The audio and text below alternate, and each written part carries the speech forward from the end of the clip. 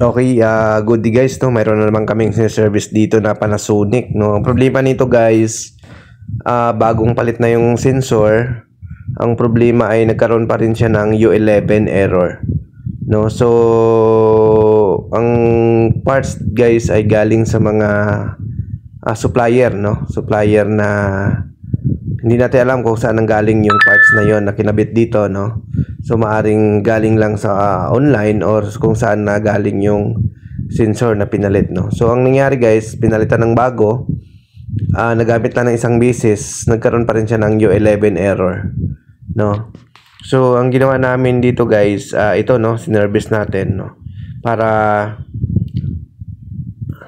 malaman natin kung anong problema, no? So dahil nga yung sensor ay nabili lang ito kung saan-saan, no, subukan namin palitan ito guys ng bagong sensor, no. So ang Panasonic kasi guys, mas maganda talaga na original sensor ang mailagay dito, no, kasi maraming problema talaga, no, yung Panasonic kapag binilagyan mo siya ng mga parts na hindi siya original parts, no, kasi talagang nagkakaproblema talaga, no. So ang gagawin namin dito, napalitan namin to ng sensor. Tulad niyan guys, nilagay natin siya sa spin.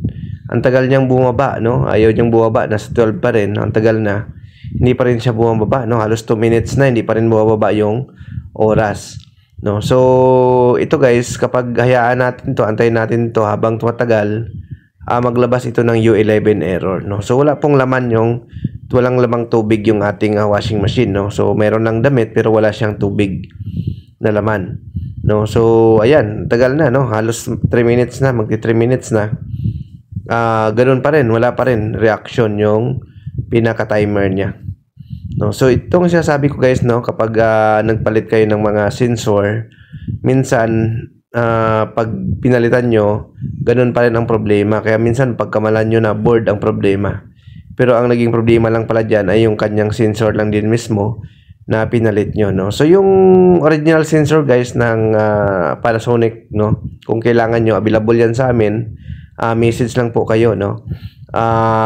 Mayroon kaming available parts ng Panasonic na original, no, for U11 error, no. So meron tayo dyan. Kasi guys, ang problema nitong mga nabibili natin, no, sa mga hindi trusted talaga na supplier, minsan guys, hindi siya gumagana sa spin. Minsan naman, umaapaw lang yung tubig, hindi siya nagwawash, no.